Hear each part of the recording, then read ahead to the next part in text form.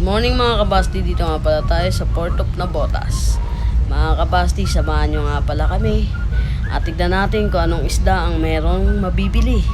At di ko alam mga kabasti kung may mabibili ba kami o wala, kasi tanghali na kami pumunta mga kabasti. So samahan nyo na lang kami.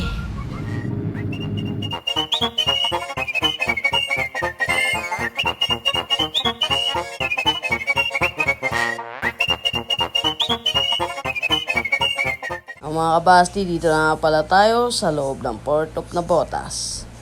Tatry natin mga kabasti. Ano kaya yung mga payong-payong na yung mga kabasti? Mga ano pala yan? Mga pedicab pala yan na sumasakay ng mga namamalengke na bumibili ng mga isda mga kabasti.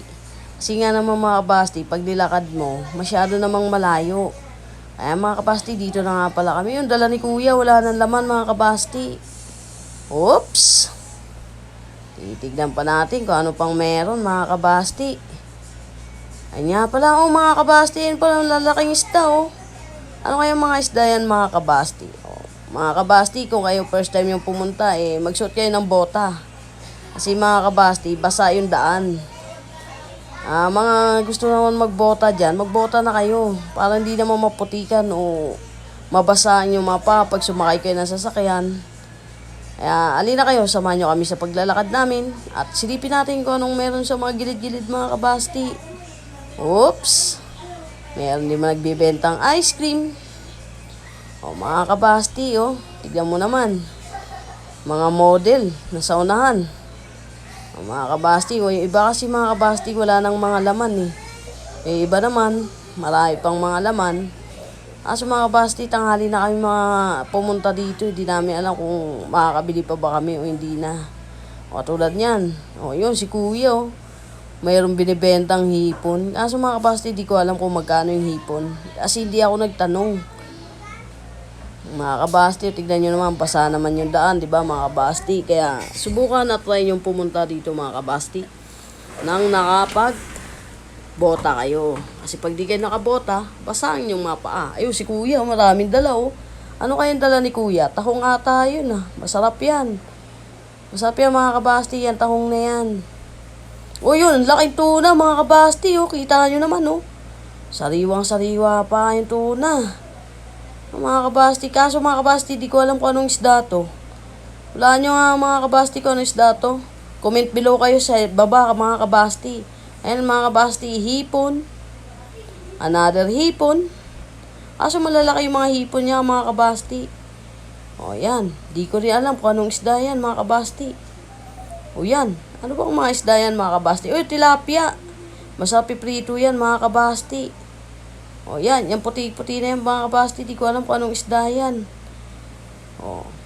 Yan, marami silang mga ganyan mga kabasti. Ano kaya ang isda yan? Tignan mo, lakad-lakad lang muna tayo mga kabasti. Tignan mo sila, mga nakabota. Tapos kami, nakachinelas lang. Diba? Ayan, yellow pin ata yan. Pusit. Diba mga kabasti? Masarap yan mga kabasti.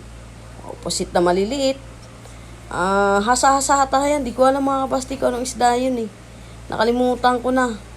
Ata, isdang bato ata yan mga kabasti. Masarap din iawin yan. So ito mga kabasti, di ko rin alam kung anong isda to. Dang bato pa rin ata yun mga kabasti. Tignan nyo naman mga kabasti, di ba basa. Kailangan nyo pag pumunta talaga kayo dito, nakabota kayo. Ang daming mga isda mga kabasti Tulad yan, masarap yan, gataan. Yan, isang malaki na yan, ano ata yan mga kabasti. Lapo-lapo tuloy. Di ba masarap mga kabasti. Yan, masarap ipaksiw yan mga kabasti. Yan, masarap gataan din yan mga kabasti. Masarap talaga, masarap mga isda. Fresh from the sea. Di ba? Yan, sariwa yan mga kabasti. Kasi mga kabasti, bumili pa kami. Bumili kaming isda. Yan, di ko alam kung anong isda yan. Marami dito.